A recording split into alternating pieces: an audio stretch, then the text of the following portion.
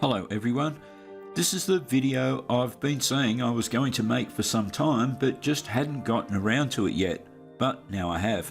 Rating the various driving games I own. As everyone who came before me has said, this is purely subjective and based on one's own opinion. Everyone is going to have a different view on which are better or worse, and for their own reasons, but for what it's worth, this is my rating based on my own experience with the different driving sims. As you all know, I'm a sworn VR guy. I don't have anything against guys who do the triple screen thing, but I don't understand why guys prefer triple screen over VR when VR is on a completely different level when it comes to immersion. If you're going to sim race, why would you not just want to be in the car? Anyway, I own 11 racing games, 10 of which I'm going to rate in this video. The one I'm excluding is Grid 2, which I have for PS4. The reason I'm excluding it is because not only does it not support VR, it doesn't even support my Logitech G29 wheel. So for me, the disc that came in the box is nothing more than a drink coaster. The most expensive drink coaster I've ever bought at $40.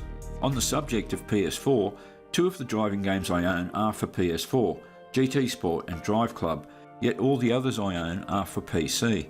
I'm still going to mix them all together and do my best to ignore the distinctions between my PSVR headset for the PlayStation and my Oculus Rift S headset that I use on the PC. So the 10 driving sims I'm going to rate in this video are GT Sport, Drive Club, Dirt Rally 2, Automobilista 2, Project Cars 2, Assetto Corsa, Assetto Corsa Competizione, R-Factor 2, Race Room and iRacing. Just on a final note before I get started, as to be expected, some of these games I know really well and others I don't know well at all, because some of them I've put off using them for various reasons, but that's an aspect that will be covered in this video. I've decided to use a points rating system which I'll total up at the end. It's your good old classic 1 to 10 rating, with 1 being the worst and 10 being the best, hence the game with the most points is the winner. I've broken the point scoring down into a handful of categories, which I'll explain as I go along. Okay, so let's get started. I've opted to start with the sensory stuff, as that's what it's all about, isn't it? How it looks, how it sounds, how it feels. As for the other two senses, how it smells and how it tastes, I don't think we have to delve into here, other than to say that my crew chief Jim's ex-girlfriend Claire smells and tastes pretty good. So first up we have graphics. A couple of factors here. How real does it look versus how smooth in terms of frames per second versus how clear and sharp versus how processor hungry. Overall, I'm going to give the lowest rating to Dirt Rally 2. Some of the stages look okay, but I found it to be the most cartoony and artificial looking as far as the scenery goes, but in particular the interior of the car. The next lowest for me is Drive Club. A lot of people slagged out Drive Club for its graphics, but to be honest, I didn't think they were so bad, but it is still a bit cartoony looking. Next I'm going to go with Race Room. On my system at least, the pixel density isn't great, which makes horizontal lines like track fences, edges of signs and telegraph wires shimmer and break up a lot more than on other sims. This one might be a bit contentious, but I'm going to go with ACC next. It can look amazing, but it's so processor hungry, in my view the hungriest of them all. You need a $3,000 graphics card to produce its full potential. I had to muck around for ages to get the graphics looking okay on my RX 780, and I still get shimmering when going around corners with lots of cars in front of me and sudden head movements. It was hard for me to choose between iRacing and Assetto Corsa next, but I'm going to go with iRacing. The scaling is excellent, but it can be slow to produce objects like trees and shadows. It will also prioritise car visibility only up to a certain distance, so you can be seeing a car in the distance, but it will suddenly disappear when it goes beyond a certain point, which again isn't realistic looking.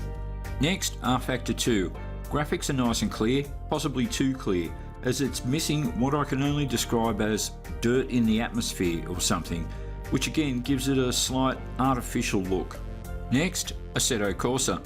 If you just run Assetto Corsa as a standalone app, it would fall much lower on the list, but anyone who has Assetto Corsa should have Content Manager and start Assetto Corsa directly from Content Manager. Custom Shader Patch 1.75 makes Assetto Corsa look great, not on every track but on most tracks. Next for me is GT Sport. Again, I'd argue that GT Sport is possibly too clear, and when there are sunbeam effects, they look a bit artificial. A definite upside to GT Sport on the PSVR is that the frame rate is very smooth, 99.9% of the time. Almost to the end of graphics, and we have Project Cars 2. To my eyes, it's the second closest thing to real looking, but the most real looking of all to me is Automobilista 2. Frame rate, smoothness, artifacts like glare and sunbeams, it just looks amazing. To my eyes, it's like looking at the real world. A big thing for me is the trees. In most sim games, many trees are a copy and paste of the tree next to it, which detracts from the reality factor because, as we all know, no two trees are the same. AMS2 do a fantastic job of making the trees look unique, even if it means the same tree rotated a little in the environment to make it look a bit different. It's this kind of attention to detail that makes Automobilista 2 the best looking graphics of all in my book. The blurred racing video I'm using in the background here is in Automobilista 2. Let me unblur it for a moment and check out how realistic it looks.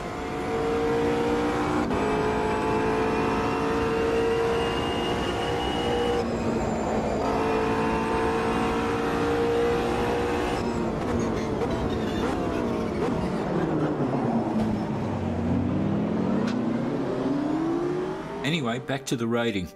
When it comes to sim racing, you have to consider sound to be every bit as important as graphics. Obviously, engine sound is king, but tyres have to come a close second, then road noise like hitting ripple strips, etc., and then collisions. So again, starting with the crappiest of all, R-Factor 2.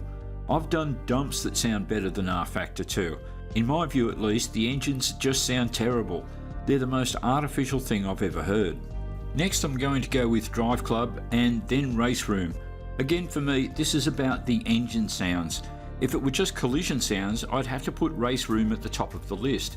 I'd argue that Race Room collisions sound best of all, with ACC a close second and Assetto Corsa taking out the bronze medal. Jokingly, I'd have to say that when you have a collision in Race Room, you want to touch yourself over to check that no bones are broken.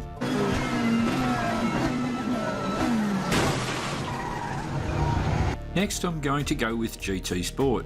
The engine sounds probably rate better than the rating I'm giving it here, but I find the tyre screeching just way over the top. I jokingly argue that you could slide on grass and get tyre screech, or even flip the car on its roof and still get tyre screech. There's that much of it in GT Sport. Next I'm going with Dirt 2, then Automobilista 2, and then Project Cars 2. Whilst I think AMS2 has the slightly better graphics, I think Project Cars 2 has the slightly better engine sounds. Earning 8 points on the sound front for me is Assetto Corsa. Oddly, when I'm racing live for my viewers, the engines don't sound the best to me, yet when I watch a live stream back as my viewers hear it, the engines sound great. My personal favourite for engine sound is iRacing, and when I think about it, it may even top Race Room for collision sounds. What I don't like is the tyre sounds. It's always a skidding sound. I don't think I've ever heard tyre squeal in iRacing. How is that not a thing? But top of the list for sound has to be Assetto Corsa Competizione. I've never had to tweak the sound other than turn down the master volume to around 25%, as it's so freaking loud by default you could wake the astronauts on the ISS if you left it at default. The engine sounds of the GT3s are incredibly authentic, and the balance between engine, tyres, road noise, ripple strips and collisions is spot on. Okay, on to physics. The worst in my opinion is, again, R-Factor 2. It just feels terrible. It doesn't feel like a car. The force feedback feels like something that just switches on and off, and not much else. Next is Drive Club, which unfortunately feels more like a toy than a simulator. Next is Dirt 2, then Race Room. They recently had a major upgrade to the physics in Race Room, which made it a lot better than it was, and I'd say that there's nothing wrong with the physics, it's just not quite on par with the other sims that I'm rating in this video, or as far as the physics go at least. Here I would say ACC is next, but again I'm sure many would disagree. I find ACC excessively slippery, but mostly the force feedback is weak. I like strong force feedback, and even cranked to the max, ACC doesn't deliver the resistance I want from physics. I expect a car to fight back a bit if I'm putting G-forces into a corner. Moving into the top 5, and for me the next is GT Sport. Force feedback is good, but there's just something about it that feels a bit rubbery to me. Next is Project Cars 2 and then Automobilista 2. It's Automobilista 2's recent upgrade to version 1.3 and the physics improvements made there that, to me at least, has given it the edge over Project Cars 2. The two very best for physics in my view are iRacing and Assetto Corsa, but I think Assetto Corsa just has the edge in terms of feeling like a real car. You really notice it when you're trying out different cars. The difference in feel is profound in Assetto Corsa, which to my mind is more like what you should expect. Also, in Assetto Corsa, when you get into a slide, you can feel better what it is that you're fighting against, whereas in iRacing, once you start to slide, you can pretty much forget about trying to recover. The next category is VR and HUD. I've put these two together as the graphics category doesn't cover all that can be said about VR. For example, whilst the graphics might look great, it might be a dog to get going in VR. HUD, for those that don't know, is an acronym for Heads-Up Display, and in sim racing it relates to the in-car displays that in sim racing largely exist in holographic form. So this category is really about how easy it is to use and customise your VR and HUD stuff. The very worst for this is R-Factor 2. It's like VR wasn't developed over a 12-month period or something. It's like one of the junior techs put it together on a Sunday afternoon when he couldn't think of anything else to do. The worst aspect of it is trying to get into the right driver position. It's pretty much impossible to do in R-Factor 2. For me, a die-hard VR guy, it's utter garbage. Next is GT Sport. GT Sport has a VR component, but it's so limited it's barely worth using. Having said that, it was my first VR driving experience and completely sold me on the idea of buying a PC setup for VR racing. The deal breaker for me though is that you can't race online in VR on GT Sport. In fact, you can only race in VR against one AI opponent who isn't much of a challenge, and you can't change his skill level. Other than that, you can only do time trial, so the novelty of driving in VR in GT Sport wears off pretty quickly. One really good aspect about the VR in GT Sport though is the ability to easily and above all quickly recenter the VR view and do it whilst driving on the fly. If you tap the options button on your steering wheel, it will go into pause, but if you hold the button for a second, the driver position will recenter. This is great if you are mid-race and your VR driver position suddenly glitches and goes out of whack. You can also do this in iRacing, but you have to set up an assignment to do it. In GT Sport, it's already there. The next least difficult to use in VR is Dirt Rally 2. When wearing a VR headset, the game menus are in theatre mode, which is common, but for some reason they've made the screen look 20 feet away, which for a guy with not the best eyesight like me is a complete pain in the arse. Next we have Race Room, which isn't 20 feet away but appears somewhere at your feet instead of in front of you. But it's not so bad once you finally figure out how to reposition the screen so it is actually in front of you.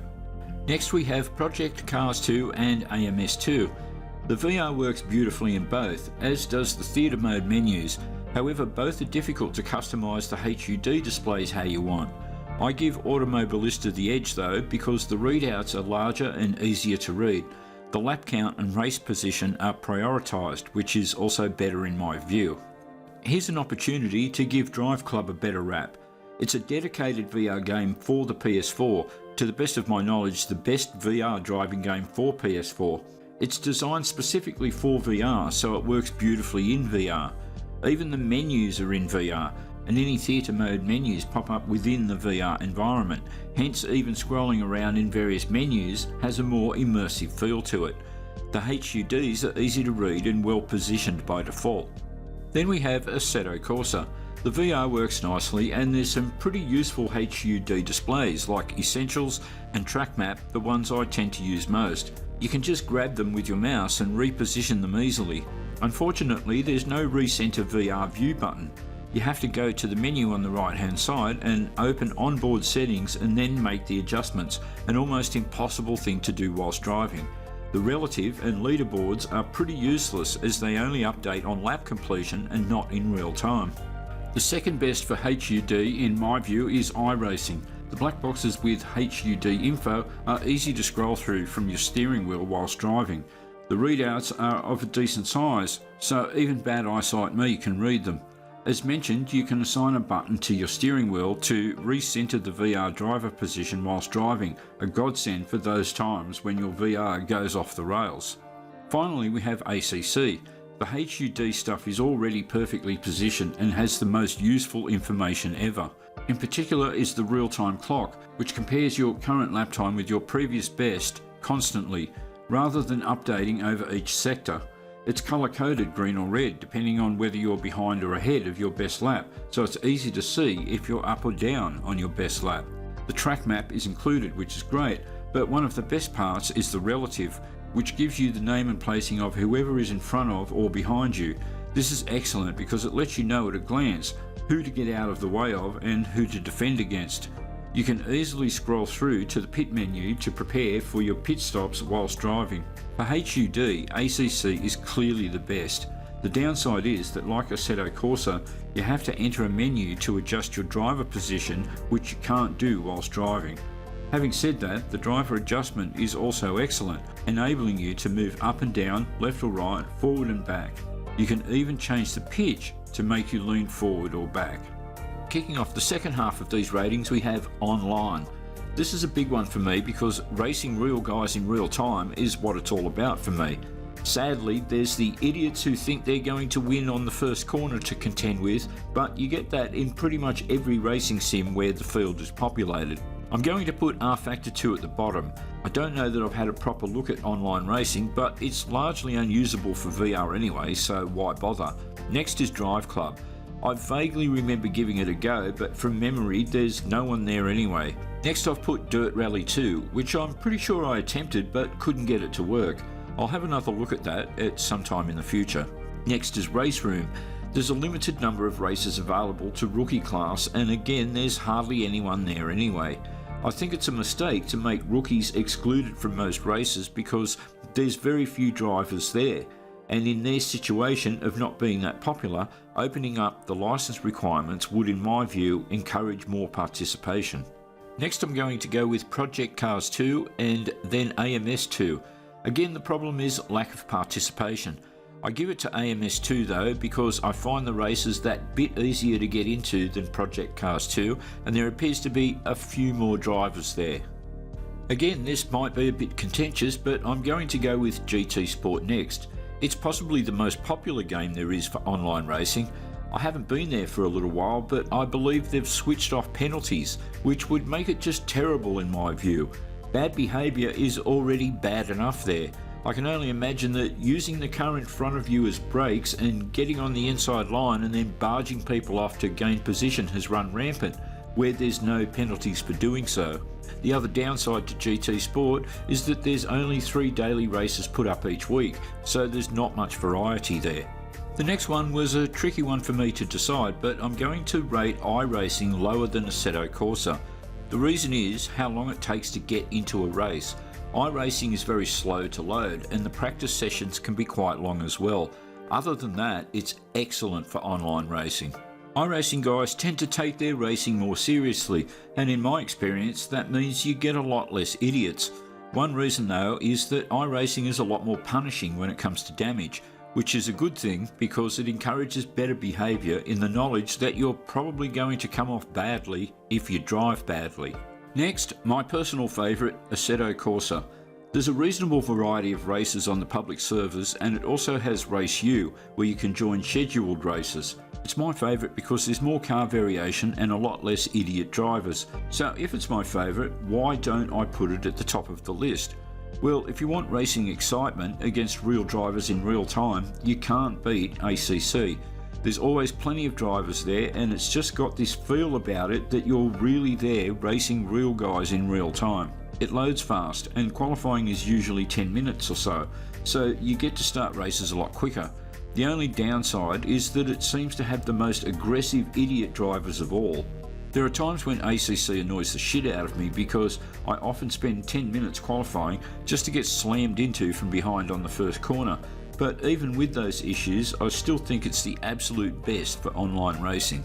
The next category I called interface, but I could have called it navigation or functionality. I'm really talking about the menu stuff, its ease of use and its options for customization. The worst is R-Factor 2. Most things you'd want to customise aren't accessible in VR. You have to quit the game, re-enter in full screen mode, fix up what you want, restart in VR, find it's not quite right, exit the app and re-enter in full screen mode again. Its user friendliness is completely not that. Next I'm going to go with Dirt Rally 2. For me the issue was finding the stuff and how the buttons are assigned. As a quick example, instead of using your scroller to scroll around, you use your paddle shifter to scroll around. I just find it weird to use that way. Next I'm going with Drive Club and then GT Sport. For me the issue with GT Sport is that many things are just automatic to make it easy to use, but don't give you much scope to customise. Having said that, it's pretty simple to navigate. Next I'm going with iRacing. Setting aside that the user interface looks really dated, you can't just hit options whilst driving and access the interface. You have to stop the car, hit escape, return to the main menu and then hit options, so it's a little cumbersome to navigate. Automobilista 2 and Project Cars 2 are pretty much the same, but I'm going to allow Project Cars 2 to have the higher rating on this occasion, as up to this point I've tended to favour AMS2. Next I'm going with Race Room because it has a lot of functionality when it comes to customising the sound and throttle and brake settings. Next, ACC. It's got a lot of stuff for customisation, the menus look great and things are categorised where things should be, so they're easy and intuitive to find. The best for functionality by far is Assetto Corsa, but that's really because of the development of Content Manager. It's easier to not say what Content Manager can do as it is to say what Content Manager can't do, because it pretty much does everything you can think of. Settings for graphics resolution, sound, lighting effects, you can make the headlights brighter, you can make street lights brighter, exposure, time of day, weather, rain effects, time multiplier, shadows, replay storage, windscreen wiper speeds, the list goes on. Many of the other sims do many of these things, but Content Manager does them all. Next we move on to variety. At the bottom is ACC. There's a limited number of tracks, but it's the cars that is the issue. There's only GT3 and a lesser GT4 category cars available.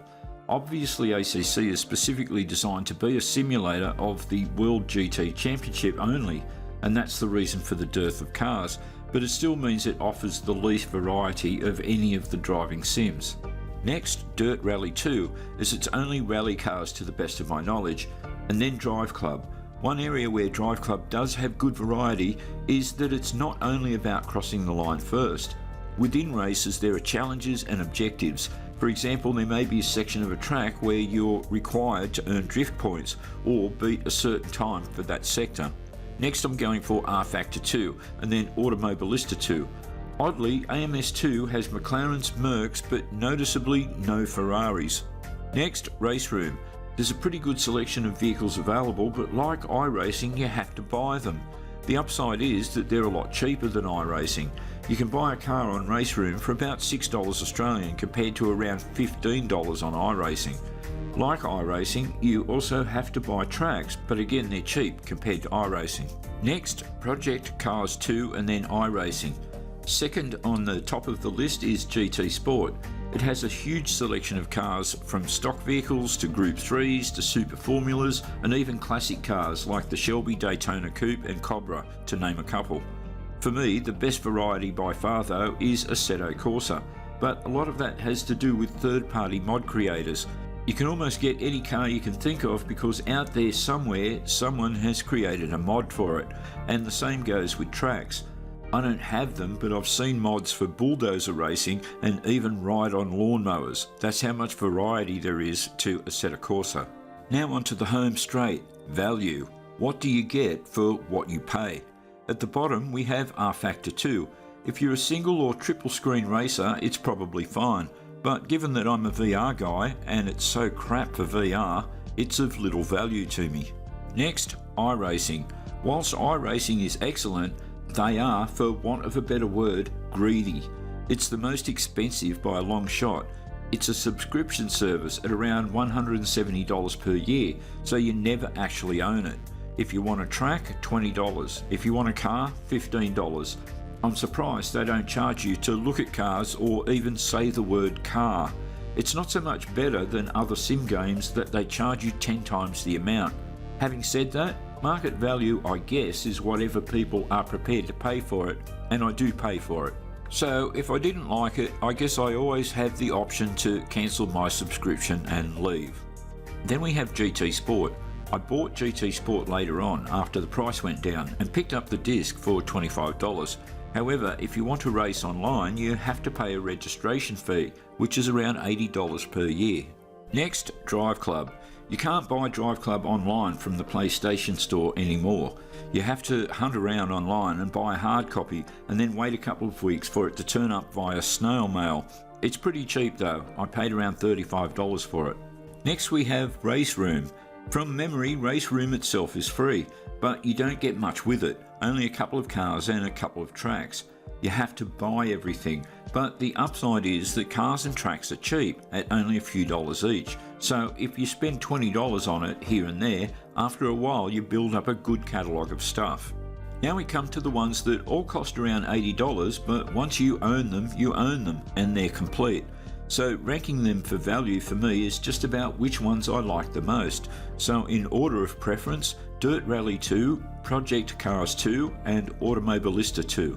Finally, we have ACC and Assetto Corsa. Assetto Corsa is simply the best value because of all the available mods that are out there that are for the most part free, and everybody likes things that are free, right? So, which is the best driving simulator? Let's add up the totals. In last place, R-Factor 2 with 16 points. For single and triple screen it's probably okay, but for VR it's crap. Then we have a 25-point tie between Drive Club and Dirt Rally, but I'm going to give it to Dirt Rally because I drive mainly on the PC, so it's my preferred platform. Then Race Room with 37 points. Next, GT Sport with 43 points. Project Cars 2 and Automobilista 2 in a 54-point tie, but I'm going to give AMS2 the thumbs up because of my personal preference for AMS2. iRacing with 55 points and ACC with 58 points. That means, for me at least, Assetto Corsa is the best driving sim with 72 points. Again, it's completely subjective, and I'm sure many would disagree about some aspects of my rating based on their own personal preferences. A huge thanks to those that watch my racing videos, and again with this video, thanks for watching.